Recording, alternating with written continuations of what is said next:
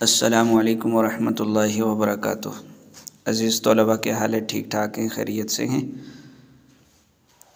گزشتہ سبق میں ہم نے روزے کے متعلق پڑھا تھا کہ روزہ اللہ تعالیٰ کی بہت بڑی عبادت ہے اور اللہ تعالیٰ نے یہ سن 2 ہجری میں مسلمانوں پر فرض فرمائی۔ آج روزے کے متعلق چند فضائل ہم پڑھیں گے۔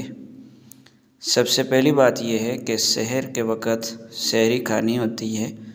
نبی کریم صلی اللہ علیہ وسلم نے اس کی بہت بڑی فضیلت بھی بیان فرمائی اور تاکید بھی فرمائی ہے۔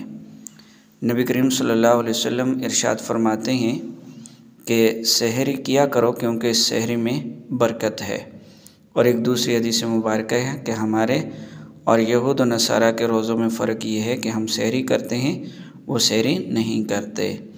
اسی طرح جس طرح خود سحری کرنا بہت بڑی فضیلت کی بات ہے، اسی طرح دوسرے مسلمان کو سحری کروانا یہ بھی بہت بڑے ثواب کا کام ہے، یا روزہ افطار کروانا یہ بھی بہت بڑے فضل کی بات ہے اور ثواب کا ذریعہ بھی ہے۔ نبی کریم صلی اللہ علیہ وسلم ارشاد فرماتے ہیں کہ اپنے حسب توفیق دسترخوان بچھاؤ اور ثواب کی نیت سے کسی مسلمان کا روزہ افطار کروا دو، اور چاہے تم 1 گھونٹ پانی یا کھجور سے بھی روزہ افطار کروا دو تو تمہارے ثواب سے بھی کمی نہیں ہوگی اور دوسرے کے ثواب سے بھی کمی نہیں ہوگی، تم دونوں کو برابر ثواب ملے گا۔ اسی طرح اگر ہم رمضان المبارک کے مہینے کی بات کریں تو یہ مہینہ بھی بہت بڑا بابرکت مہینہ ہے۔ اس میں قرآن مجید نازل ہوا لیلۃ القدر میں، جو اس مہینے کی آخری 10 راتوں میں کوئی ایک رات ہے، اور اس میں بھی بہت بڑی فضیلت ہے۔